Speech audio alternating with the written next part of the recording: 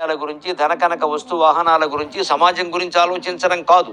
నేనెవరని ఆలోచించడమే మన గురించి మనం ఆలోచించడం. ఆ నేను అనేది అన్నిటికంటే గొప్ప దైవం. అన్ని మంత్రాల్లోకి ఏ మంత్రం గొప్పది అని రమణ మహర్షిని అడిగితే అష్టాక్షర కంటే పంచాక్షర కంటే నా దృష్టిలో గొప్పది 4 అక్షరాల మంత్రం అన్నారు. అదే నేనెవరు.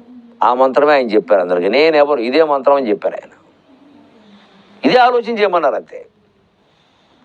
అక్షరాల సమస్య కాదు. మనం ఆ మాయలో పడిపోతూ ఉంటాం. అష్టాక్షర అండి, పంచాక్షర అండి, షోడశాక్షర అండి, పంచదశాక్షర అండి, ఉపదేశం తీసుకోవాలండి, ఎప్పుడు తీసుకోవాలండి, చంద్రగ్రహణమా అండి, సూర్యగ్రహణమా అండి, ఎవరి దగ్గర తీసుకోవాలండి, ఈ మొత్తం వెర్రి తాపత్రయాలు పడతాను తప్ప అసలు తీసుకోవాలనుకుంటున్నవాడెవడు, ఇచ్చేవాడెవడు,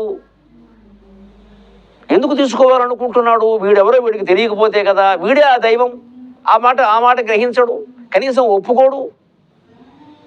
ఒప్పుకోవడానికే వణికిపోతున్నాడు. నేను దేవుడు ఏమిటండి? ఎంత భయంకరమైన పరిస్థితుల్లో మనం ఉన్నామో చూడండి.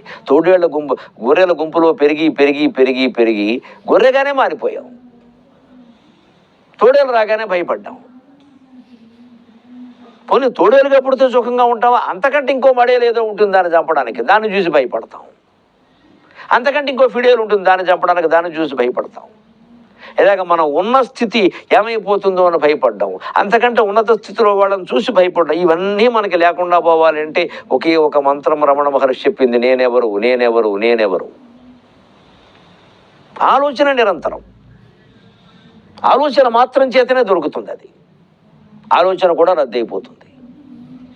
ఆ నేను తెలియగానే ఆలోచన ఉండదు. ఇంకా ఆలోచన లేని స్థితిలోనే తెలుస్తుంది ఆ విషయం. ఆలోచన రహితమైన స్థితే నేను, ఆలోచన శూన్యమైన స్థితే నేను. మన శరీరమే కైలాసం, ఆ ఒంట్లో ఉండే నేనే శివుడు. మన శరీరమే వైకుంఠం, ఆ ఒంట్లో ఉండే నేనే విష్ణువు. మన శరీరమే మణిద్వీపం, ఆ ఒంట్లో ఉండే నేనే అమ్మవారు. ఇవన్నీ ఎక్కడెక్కడో ఉండవు. వాటికి యాత్రా స్పెషల్ బస్సులు ఉండవు. ఈ సత్యం గ్రహించడానికి వ్యాఖ్యానం. జరాధ్వాంతర విప్రభాయే నమః. ఇప్పుడు గ్రహిస్తే ఎలా ఉంటుందయ్యా? 746 నామంలా ఉంటుంది. భాగ్యాబ్ధి చంద్రికాయై నమః. భాగ్యాబ్ధి సవర్ణ దీర్ఘ సంధి. చంద్రికాయై నమః. భాగ్యం అంటే అదృష్టం, గ్రహస్థితికి సంబంధించిన విషయం ఇది. పూర్వజన్మ కర్మలు, అందులో ఉండే పుణ్యాలు పాపాలు మనకి తెలియకుండా ఎప్పుడెప్పుడో జరిగినవి, అవన్నీ సంచిత కర్మ రూపంలో ఉండడం, తర్వాత ప్రారంధ కర్మ రూపంలో ఈ జన్మలో అనుభవానికి రావడం, వాటికి సంబంధించిన మాట ఇది భాగ్యం అంట. జాతకాలు, ముహూర్తాలు, అదృష్టాలు, వాటికి సంబంధించిన మాట.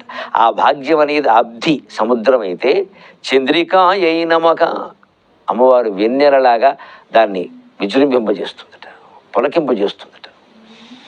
మన అదృష్టం అనేది సముద్రం అయితే, మన భాగ్యం అనేది సముద్రం అయితే, అమ్మవారు చంద్రుల్లా వెన్నెల్లా ప్రకాశిస్తుందట.